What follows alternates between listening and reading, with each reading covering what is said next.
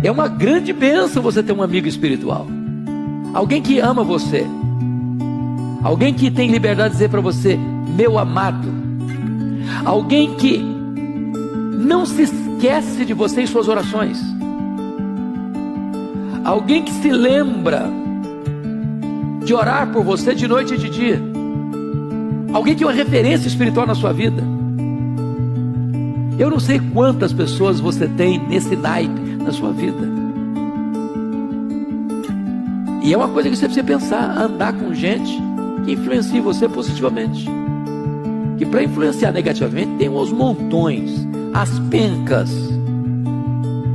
Mas gente que vai ajudar você a andar na verdade, a caminhar em santidade, para dizer, eu oro por você, eu não me esqueço de você, eu me recordo de você, eu tenho vontade de estar mais perto de você.